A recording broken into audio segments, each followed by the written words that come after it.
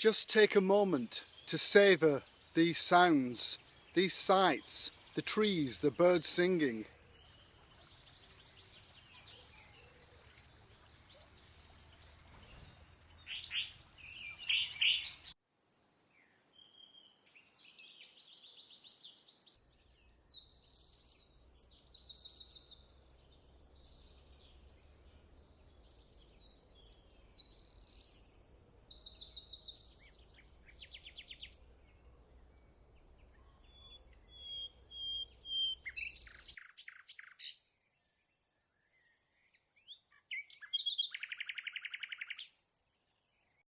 We're in spring. There is an explosion of life.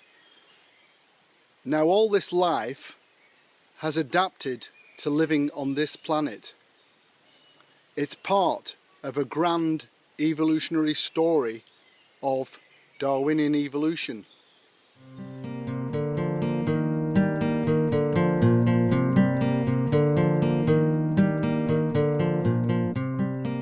Now the idea of the myth of the closed mind is the idea that some people and some systems of ideas are completely insulated, immune from the impact of truth, reality and critical logical argument. And yet we, human beings, are part of that grand evolutionary story, Darwinian evolution. Our ancestors adapted to this planet. Our would-be ancestors were subject to 3.5 billion years of evolution, which effectively said, sorry, you're wrong, you're dead.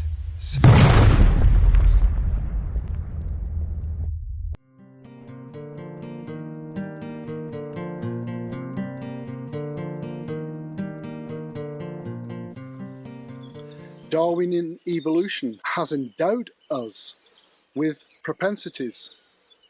We do take account of reality. We prefer our ideas to be coherent. We take account of logical inferences, the connections between ideas, the logical ramifications of theologies, doctrines. The idea of the closed mind is a very popular theory. You often find people espousing the idea that we're subject to confirmation bias, systematic biases of all sorts. Daniel Kahneman, for example, has made it popular to see people as falling into systematic biases which influence our thinking, sometimes consciously, sometimes unconsciously. The point is, it's a very popular theory, and I would like to counter it with the thesis that human beings are rational in the most important sense. We have evolved a brain that effectively is a conjecture and refutation machine. What I mean by that is that it is not a perfect mechanism or algorithm for adapting to reality, but nevertheless it is highly effective and used by all life forms that we know of. All organisms generate trial conjectures or trial runs with which they test out their environment. They evolve various testing mechanisms that allow them to refute those rudimentary attempts to adapt to reality and replace them, hopefully, with a better version. This story plays out both in organic beings and in science. Popper realized, I think, quite a long time after he developed his epistemology and his philosophy of science, he realized that it was actually closely related to the Darwinian theory of evolution, and not just by analogy. There's a deeper structural thing, which is why Popper took to calling the information in genes, which is responsible for adaptations, knowledge. This is knowledge without a knowing subject. And he again, that's not just an analogy. He was saying that that is the same thing in the sense that it obeys the same laws, epistemological laws, as scientific knowledge or as knowledge in everyday life. Organisms are spontaneously active. All life is problem-solving. Karl Popper's theory of the growth of knowledge is that knowledge is a product of biological adaptation in which organisms actively solve problems. In short, all life is problem-solving.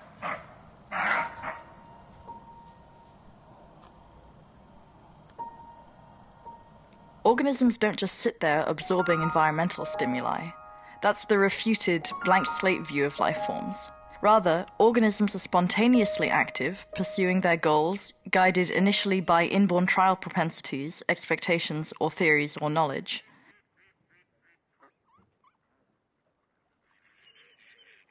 Recalcitrant experience then modifies these propensities.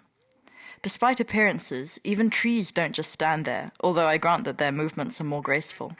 But the heroes of Ray's story, the beech and the sycamore trees, are guided by exploratory trial propensities they have inherited from their ancestors. The beech and the sycamore move their leaves with the sun to optimize photosynthesis, and they prepare for and are adapted to the seasons.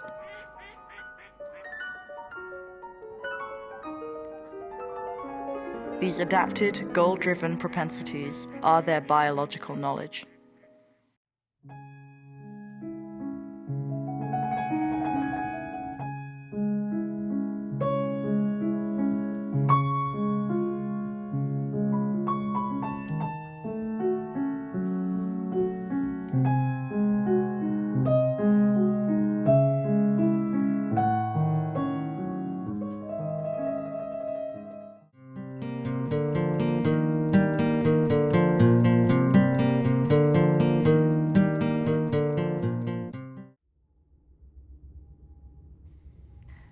The evolutionary view blocked by essentialism.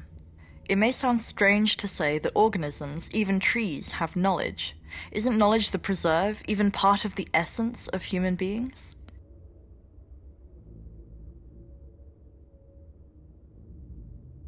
In contrast, Karl Popper and others have correctly argued it's enlightening to take an evolutionary view of knowledge. One stumbling block in our adopting this view was Aristotle's essentialism applied to organisms. Aristotle wished to create a certain and ultimate explanation of the world. He was addressing the ancient problem of change. Is change real or an illusion? Through all the changes, what makes you you and not someone else? What makes a dog and not a cat?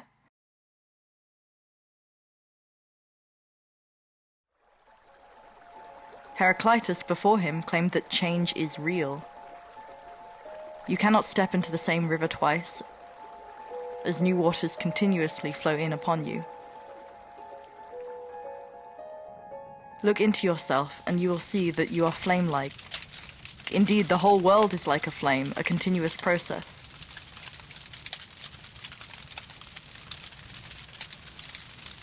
Parmenides replied that change is illusion, since motion was impossible, since it requires an empty region into which to move.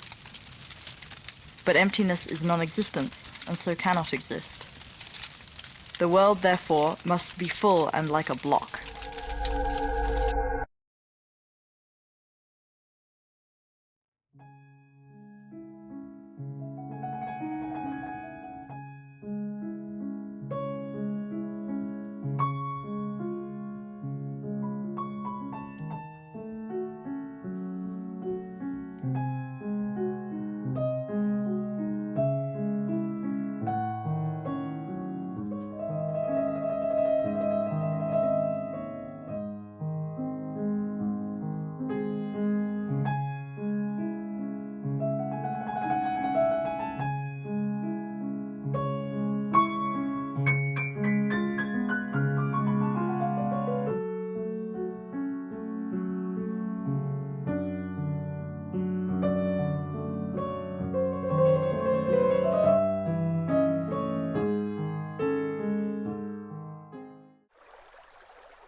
Both Heraclitus and Parmenides adduced these ideas as competing conjectural explanations. Aristotle broke with this tradition of conjecture and refutation. He wanted a more grounded, justified explanation. Aristotle's doctrine was that each thing has an inherent nature or principle, something that makes it the thing it is and not something else. Aristotle thought that we had a special kind of intuition which enables us to become one with the object of knowledge, thus intuit this principle with certainty after careful perusal of examples, and then state it in a definition. The definition could then serve as a self-evident starting point in arguments. In this quest, Aristotle distinguished between appearance and what lies behind appearance. This step was progress, just as it was progress for Galileo to look beyond the apparent daily rise and sunset of our sun to the rotation of the Earth.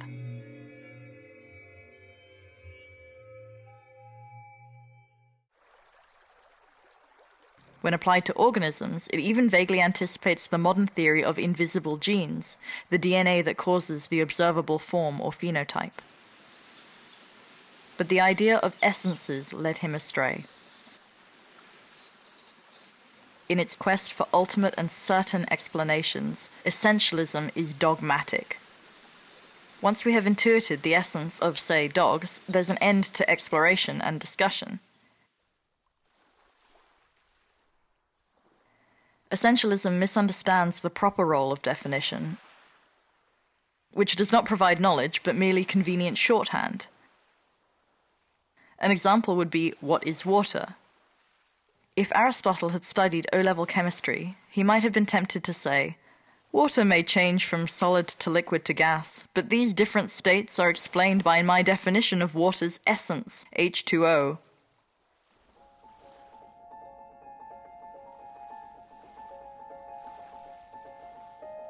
Of course, this is anachronistic.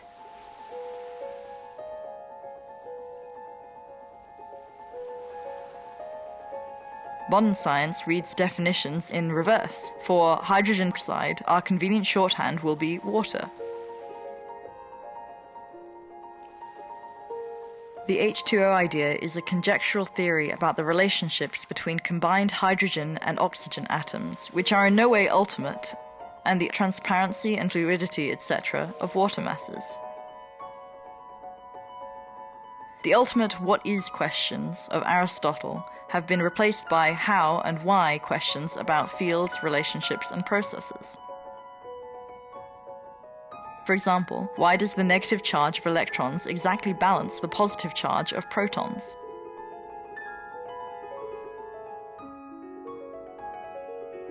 The certain and ultimate answers have been replaced by uncertain, deeper and deeper conjectural theories, each penetrating another layer of a possibly infinite onion of structures.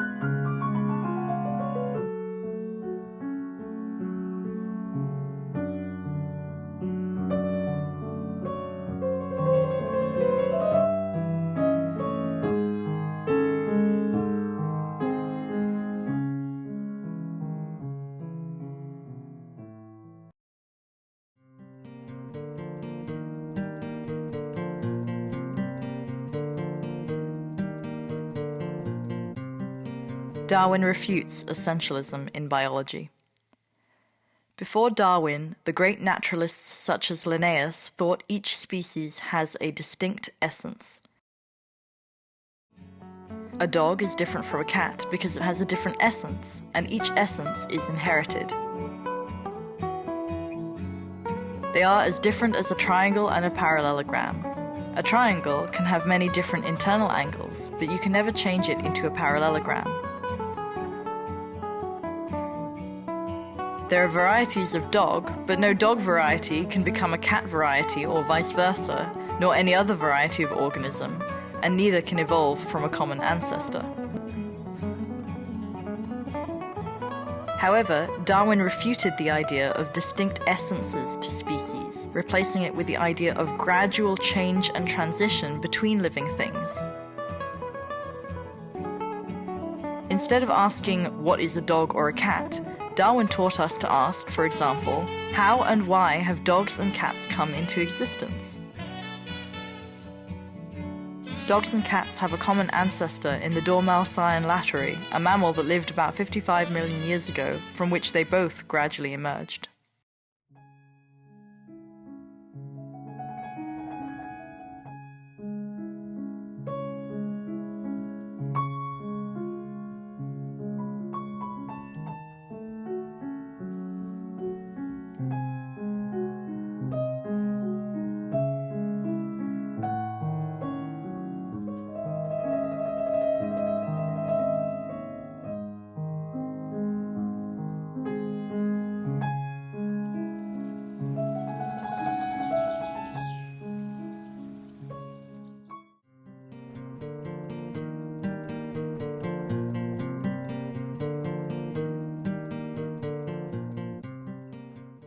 This gradualism and homology applies not only to species, but also to the functional parts of organisms and their behavior.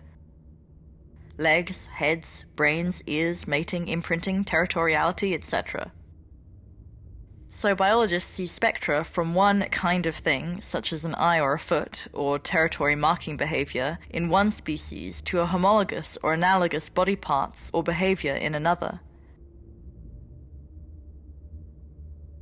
The kinds of thing at the ends of the spectra may be radically different. Think of your own feet and those of an ant.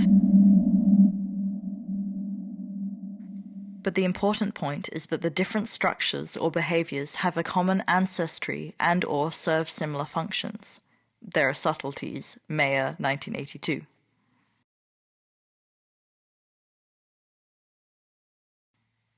A spectrum of eyes.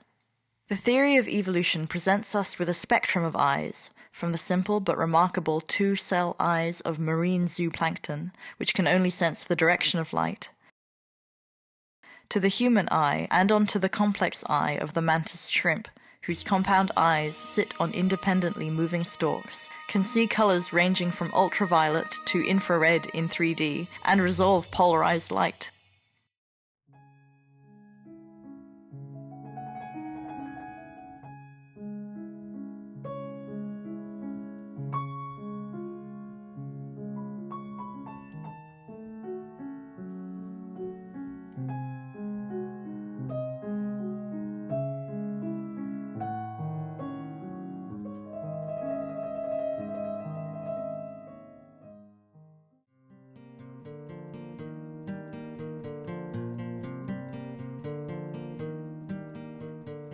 A spectrum of knowledge. Similarly, given that the mind is also a product of Darwinian evolution, Popper suggests that we may view not only observable behavior, but also mental phenomena in the same way. We should seek analogies and homologies of the mind. We may explore a spectrum of expectations, knowledge, or theories, from the relatively simple problem-solving propensities of tree root growth and the foraging movements of amoeba, to the puzzle-solving rats in a maze, to Wolfgang Köhler's chimpanzees, all the way to the self-conscious, self-critical, and linguistically formulated theories of Einstein about the curvature of space-time. In a sense, trees have knowledge-like propensities. Neither Percival nor Popper are suggesting that we ignore the important differences, just that we also acknowledge the continuities. A crucial difference between the amoeba or tree and Einstein is that, whereas the amoeba and the beech tree dislike error, Einstein is curious about the errors in his theories and deliberately seeks them out to analyze. Another difference is that, because the conjectural trials of the amoeba or beech tree are part of them, they may die with their erroneous trials. However, because Einstein's theories are written down, they may die in his stead. Popper correctly emphasizes the vicariousness of human trials, for it is important for liberty and the peaceful advancement of civilization. Indeed, much cultural development takes place through vicarious trial and error elimination, enabled by language and enhanced by its free use. When we commit our ideas or theories or proposals to language, they are like a new design for a Jaguar car engine. The design can be placed on a table and critically evaluated by engineers independently of the person who created it, who may no longer even exist. Does it solve the problem? Is it coherent? Etc. Karl Popper's recognition that we human beings have this incredible option, this advantage of being able to kill our ideas rather than each other, always struck me as one of the most brilliant and significant observations of his philosophy. Winston Churchill said much the same when he observed, "Jaw is better than war." And this actually provides a good context for understanding why John Milton's notion that truth and falsity should always be allowed to fight it out in the marketplace of ideas, rather than the government or any organization trying to censor falsity, or in today's parlance, keep hate speech out of the marketplace of ideas. Well, jaw is better than war, and killing our ideas rather than each other explains why Churchill's observation and Karl Popper's observations are so on target. Because if we deprive the marketplace of ideas, of speech that we find hateful, of ideas that we find obnoxious, then there is no opportunity to kill a noxious idea. There is no way we can have jaw rather than war, and that leaves us no better than animals and all other living organisms who express their disagreements with one another by injuring and killing each other. So I think Popper's observation and Churchill's observation and John Milton's argument is more relevant today than ever before.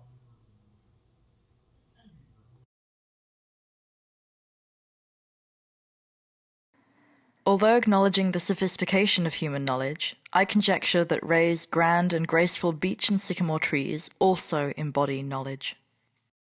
I don't know why Popper's great discoveries about knowledge and science in the mid-20th century and after that as well are not in the mainstream of intellectual debate and are not even known to most thinking people, including professional philosophers.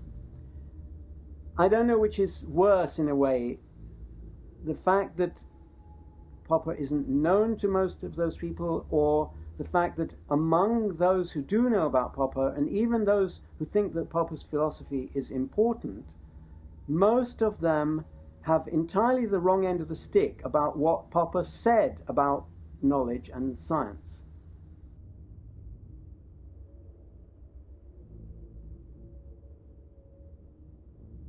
There are various features of Popper which have become notorious as oversimplifications or just misconceptions about what Popper said. For example, when you hear Popper's theory described as falsificationism, you will be hearing a false theory, even though I'm aware that Popper himself used the term almost ironically about himself, and the great Popperian philosopher David Miller also used the term.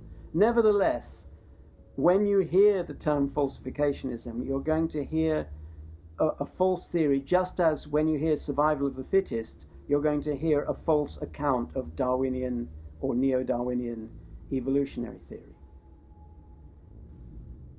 Then there are also the usual misconceptions that, for example, people who've never read Popper, but even people who have read a lot of Popper will say things like, Popper claims that there is an asymmetry between confirming a theory by experiment and refuting it by experiment, in that confirming it by experiment doesn't imply the theory, whereas refuting it implies that the theory is false, implies not the theory. But, they say, Popper doesn't realize that we never refute a theory because it's always possible that the experiment was wrong, that it contained an error or a fraud or any number of misconception or any number of reasons why the experimental outcome is not in fact evidence that the theory is false, and therefore there is the symmetry after all. This is known as the Duhem-Quine problem or Duhem-Quine paradox, depending on how people look at it. But this is entirely taken care of by Popper's epistemology, and Popper discussed this at length, and it's not a problem for Popper's epistemology, but it is for every other epistemology. So there's this irony, and that's just one of the ways in which people have the wrong end of the stick.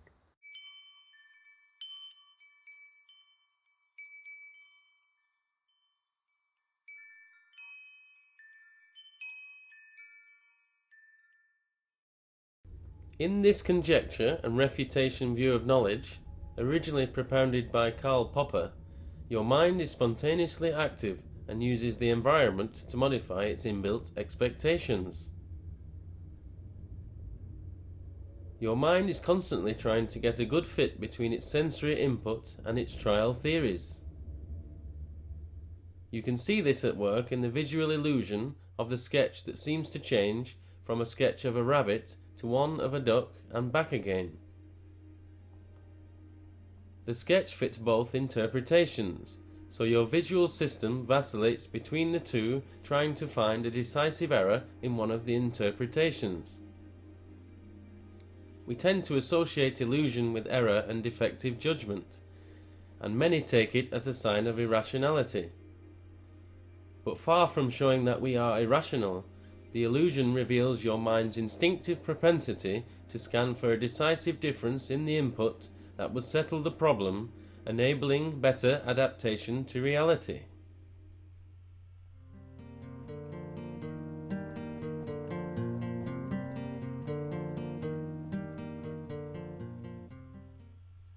Historically, the popularity of the idea that people are irrational is fairly recent.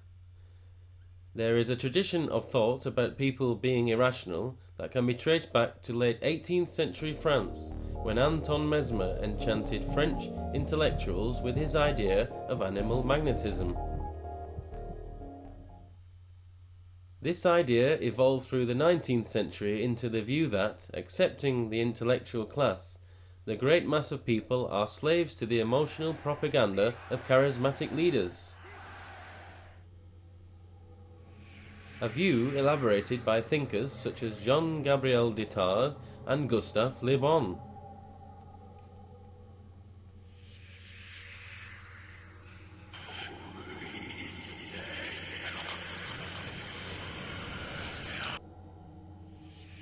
In 1895, Le Bon published the bestseller The Crowd, a study of the popular mind, which influenced major thinkers such as Sigmund Freud, Emil Durkheim and Wilfredo Pareto, and political leaders such as Mussolini and Hitler.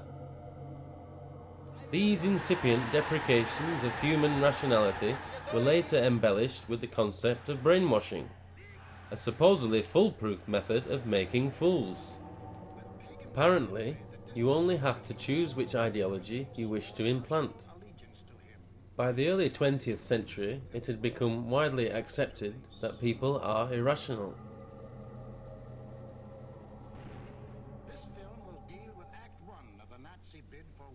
The tradition of depicting people as irrational has moved on to the fashion of identifying biases. The Nobel Prize-winning Daniel Kahneman, author of Thinking Fast and Slow, is partly in this tradition. Although Kahneman is careful not to endorse the existence of brainwashing or hypnotism as such, but focuses on our systematic errors. However, the broad tradition often sets up unrealistic standards of rationality which make it easy to find examples of so-called irrational biases. Most writers on biases fall foul of what might be called the bias of biases. Undoubtedly, some of these foibles and eccentricities are interesting and worthy of research. Ray's view is that systematic errors should be treated like any other human folly or prejudice.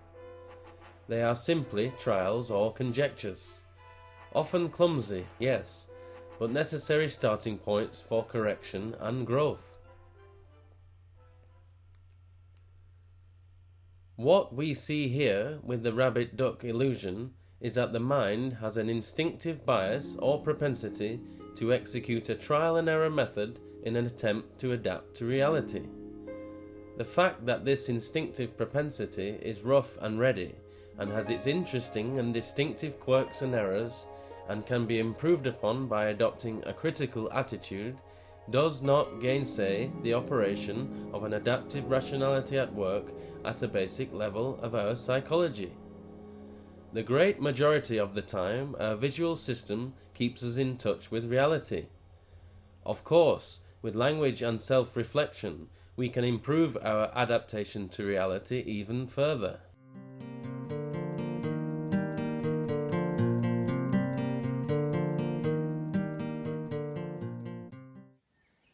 You may have surmised by now that I really like this tree, for in its historical search for our exploration for water and nutrients using various mechanisms such as hydrotrophic and gravitrophic sensory correction mechanisms, it beautifully illustrates the use of trial and error elimination.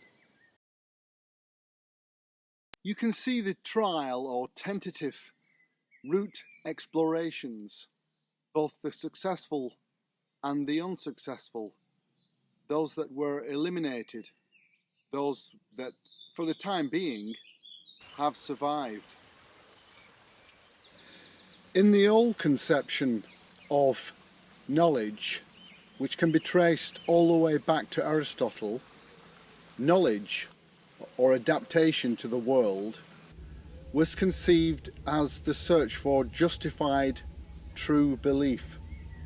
It was seen as an attempt to find a ground or a foundation for one's beliefs. It wasn't sufficient for beliefs to merely be adapted to or close to the truth. They had somehow to have a grounding. Well, as we see here, nothing could be more grounded than a tree, and yet, even in tree life, knowledge or adaptation consists more clearly in terms of a tentative exploration, tentative steps in the solution of a problem or problems, solutions that have so far survived, been successful, and have adapted to reality. As always with Popper, you understand it best if you go back to his problem situation. Before Popper, the theory of knowledge was, the prevailing theory of knowledge was basically empiricism, which is that knowledge is derived from the senses somehow. Inductivism is attempt to implement empiricism by saying that the way that theories are derived from experience is that multiple repeats of something are generalized or extrapolated into a general theory that these things will always happen under those circumstances. And this is the same theory, this inductivism, is the same theory as the theory of evolution that preceded Darwin's theory, namely Lamarckism. In Lamarckism, repeated attempts to do something by an animal, like a giraffe repeatedly extending its neck to get to the higher and higher branches, lead to the neck actually being extended in that giraffe. I'm not sure that happens often, but it happens in some, like the muscles become stronger when you exercise them, so that does happen. I don't know if it happens with necks, but supposing it happens, then the idea was that longer neck was then inherited by the giraffe's offspring, and then the offspring of the offspring had even longer necks for the same reason. And that was Lamarckism, and it's completely wrong. It's not just empirically wrong, it couldn't be true, because there is no possible mechanism that will back-translate a feature of the environment or of the animal's problem situation back into a theory or back into a gene. And in both cases, the solution is to say that it doesn't matter where the theory came from. That's not the way it is judged. The whole content of what makes evolution work, what makes adaptations happen in the biosphere, and what makes science work, what makes better theories happen in science, is how theories are treated once they are there, once one has them. What particularly endears me to this plant is the fact that, in contrast to some human beings, it didn't wait for a certificate or license for the exploration of water and nutrients. It just set off in a conjectural foray, an exploration.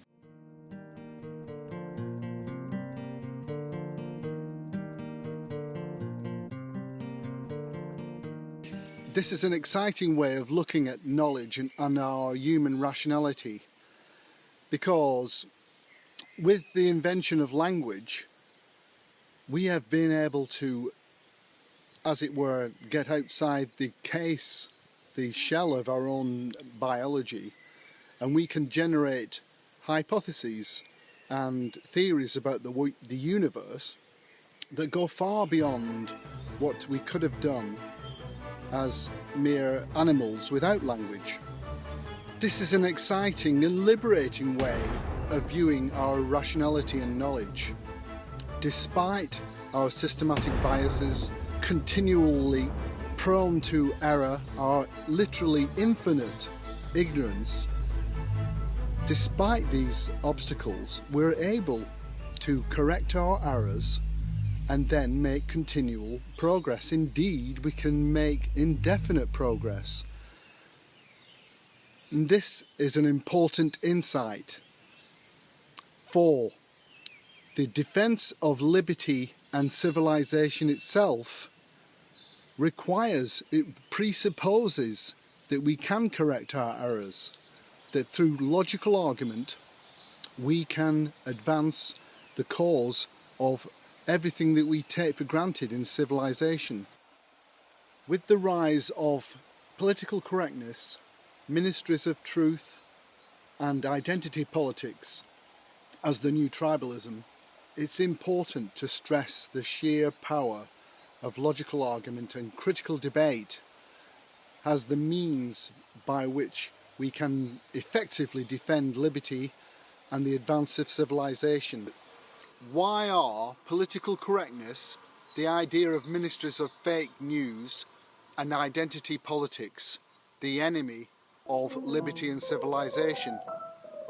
Well, my rough take is that they all presume that there is a royal road to truth and the identification of virtue. Political correctness assumes that issues of fact can be decided close to certainty by considering whether someone is offended by a statement. The idea of ministries of fake news presumes that one can consistently and systematically identify true accounts and false accounts.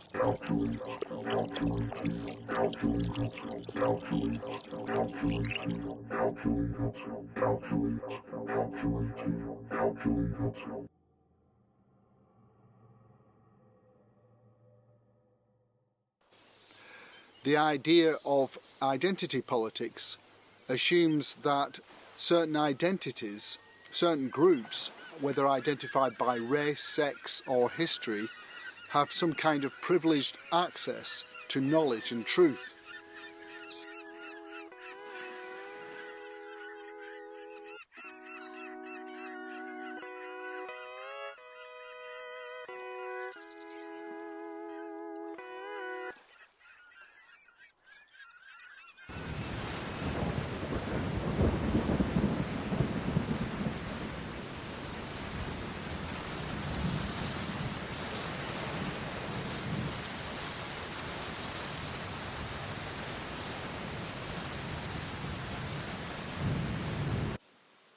It doesn't matter where the theory came from. That's not the way it is judged. The whole content of what makes evolution work, what makes adaptations happen in the biosphere, and what makes science work, what makes better theories happen in science, is how theories are treated once they are there, once one has them. So this was Darwin's solution, and it was Popper's solution for the problem of science. So Darwin said the variation, the new theory, or the slight variation of the old theory, doesn't happen from any striving of the animal or from any encoding of the environment. It happens randomly. The mutation doesn't know anything about the environment or what the animal is doing. The process that makes it better in the next generation is natural selection. It's simply that the mutations that didn't enable the animal to eat more just cause the animals to die before they have as many offspring as the one that did eat more. And similarly in science, the reason that we get better theories is not that we observed better.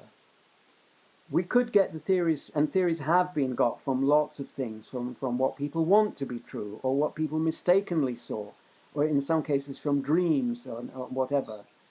It doesn't matter. The theories are judged against each other by experiment, and and I would say primarily by criticism first, according to whether they explain the phenomenon. But Popper, the reason it's analogous to evolution is that Popper stressed that finally you get to a crucial experiment, and that is the heart of the process that creates new knowledge, the rejection of the theory that doesn't work and the retention of the theory that worked better, which is not to say that it is certified to be true or anything. It's just the survivor.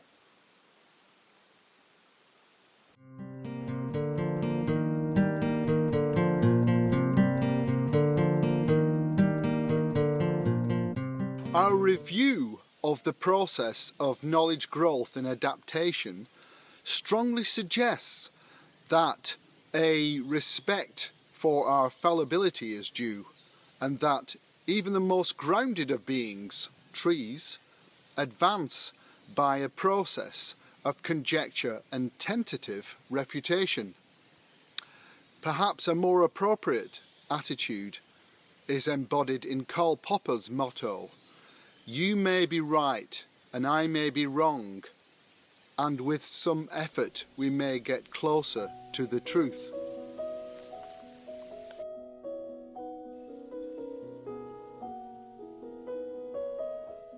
This ethic of Karl Popper's is full of rich, empowering suggestions. Unlike the divisive ideologies of political correctness, ministries of fake news, identity politics, the correct opinion, the incorrect opinion, the correct news source, the incorrect news source, the correct identity, the incorrect identity. Unlike this divisive ideology, Karl Popper's ethic holds open the debate to anyone. Anyone may join the conversation, independently of their nation, their history, their group, their race, their identity, their current attitude or opinion. We never know where the next good opinion or criticism may arise. The ethic is also humble. It accepts that we are prone to error, even systematic biases. We are indeed infinitely ignorant. But also it is bold, for it assumes that we can always make some progress at least. But you see, that's all we need. We just need to be able to make some progress each time we apply this method.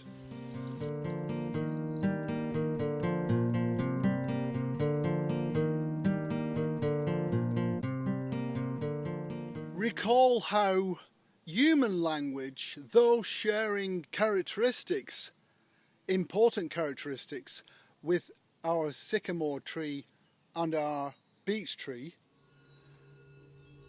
can escape its own biological framework and psychological framework. When we commit our ideas, theories and proposals to language, they're rather like the design for a new Jaguar car engine. The idea may have begun as simply a feeling in the mind of the designer, but once committed to paper, the design can be placed on the table and critically evaluated by a set of engineers independently of that person. What problems does it solve? Is it coherent?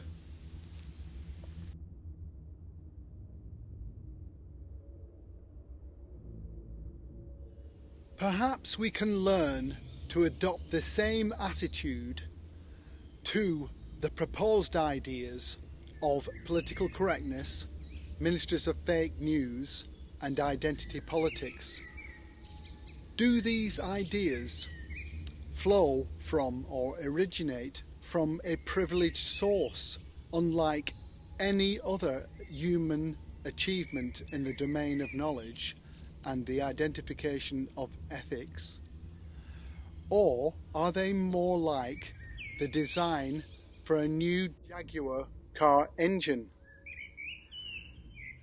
Any suggestion of privilege here, I would suggest, is a suggestion for the close down of debate. To anyone who is inclined to entertain such a position, may I ask them to share this thought with me? I can see how endearing the sycamore tree and the beech tree are. However, am I more than a tree? To find out why and how we're capable of advancing our knowledge and continually improving our civilization, you'll just have to read my book, The Myth of the Closed Mind, Understanding Why and How People Are Rational.